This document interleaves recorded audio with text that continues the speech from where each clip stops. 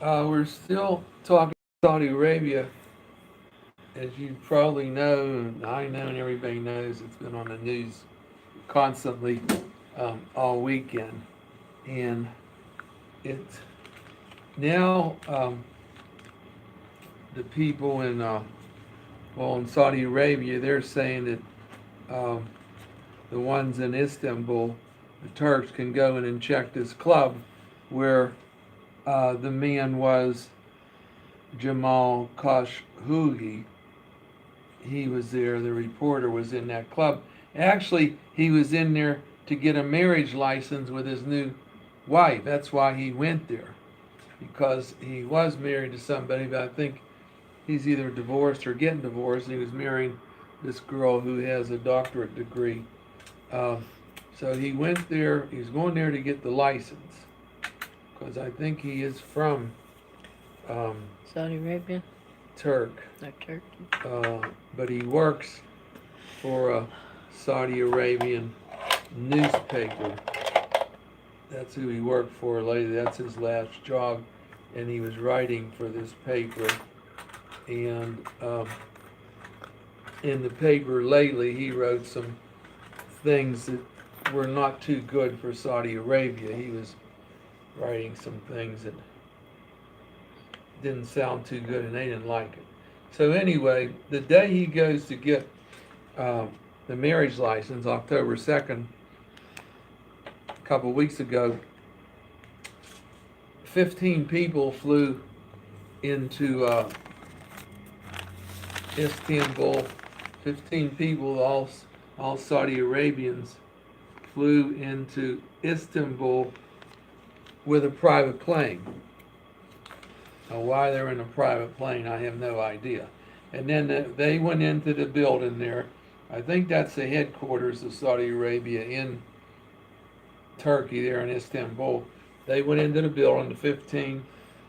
He was in the building, but supposedly since October 2nd, he never came out of the building until now. So the question is, what happened to him?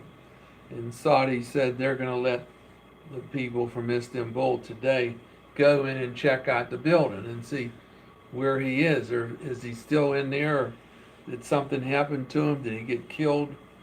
Naturally, people all over the world think that he's been killed because there's been no trace, no sound, nothing of him since October 2nd. That would be about 13 days, 2 weeks. And the question is, what happened to him? I know this, the Saudi Arabia was mad at him because he was writing for a New York newspaper, and he was putting in some things about Saudi Arabia, which was not really too good, and I know they didn't like it. He had 4 or 5 little things in there about what he thought they were doing wrong and different things like that. And so that's what's caused the trouble so far, and it seems like it's getting worse because Saudi Arabia has already said that the United States and different people are doing these things against them, and they're going to come back, and it's going to be worse. It's going to be worse than what we're doing to them. Um, so the question is, what will they do? Several weeks ago, I said the worst thing about this man getting killed working in a newspaper in Saudi Arabia was oil. Because I know they're going to start cutting off oil contracts to people that they sell to around the world. Or they could raise the price of oil way up. It's about $80 a barrel now. And then in the last couple of days, 5 or 6 Middle East countries came out and said, we're with Saudi Arabia in this. So they joined them already. Now the next question has, what's the worst that can happen here? Well, if I'm not mistaken, and it's been a while, and I'm not too good in history, but I think it was either World War One or World War Two. I think it was two, where one person got shot. It was some kind of low-ranking um, major or something in an army, and that shooting and that death started World War Two. That one person that got killed, supposedly.